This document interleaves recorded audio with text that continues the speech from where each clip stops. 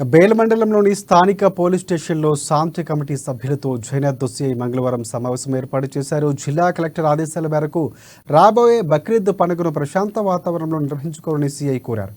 పండుగను దృష్టిలో ఉంచుకొని పశువులు అక్రమంగా తరలించకుండా అన్ని చోట్ల చెక్పోస్టులు ఏర్పాటు చేయడం జరిగిందని పేర్కొన్నారు. అక్రమంగా పశువులు తరలిస్తే కఠిన చర్యలు తప్పవన్నారు. పశువులకు సంబంధించిన నిజ ధృవీకరణ పత్రాలు స్థానిక పశువైద్యుని వద్ద తీసుకోవాలని పేర్కొన్నారు.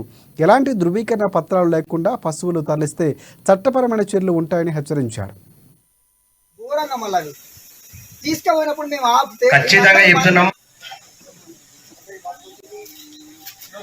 ఇప్పుడు చాలా మటుకు అంటే సందర్భం వచ్చింది కాబట్టి చెప్తున్నాను. ఏదైనప్పుడు కూడా అవర్ ड्राट पर्पस फार्मिंग और ड्राट पर्पस और मिल्किंग ब्रीडिंग पर्पस और स्लॉटर पर्पस बोल के है उसमें डॉक्टर्स నా యొక్క నమస్కారాలు.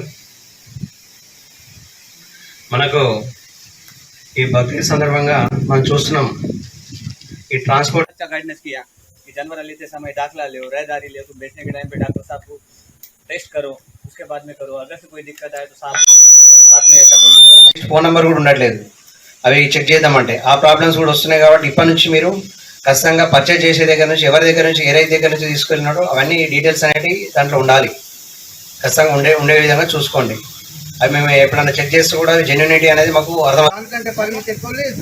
వాళ్ళ ఆచారం డీసీఎంలో కూడా మాలు కొనపోయేటప్పుడు ఎడ్లం కొనపోయేటప్పుడు ముందర నీటి తొట్టెలు కింద అరిగడ్డి ప్లస్ దానికి మేత, దానికి సపరేట్గా ఒక పక్కకు అంటే ఒక ఎద్దుకు ఒక 2 సెంటీమీటర్ల గ్యాప్.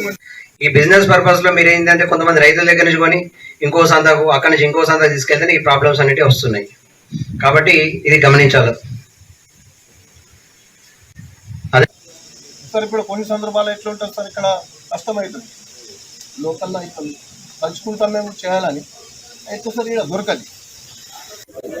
జిల్లా ఎస్పీ గారి ఆదేశాల మేరకు ఈరోజు బేలా మండల కేంద్రంలో బక్రీద్ సందర్భంగా పీస్ కమిటీ మీటింగ్ అనేది ఏర్పాటు చేయడం జరిగింది.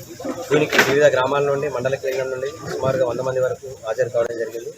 ఈ మీటింగ్లో ఈ ట్రాన్స్పోర్టేషన్ మరియు బక్రీద్ సందర్భంగా వాళ్ళకు సూచనలు చేయడం జరిగింది. చాలామంది కూడా మాకు ఈ సూచనలు తప్పకుండా పాటిస్తామని తెలియజేయడం జరిగింది. మెయిన్గా ట్రాన్స్పోర్టేషన్ విషయంలో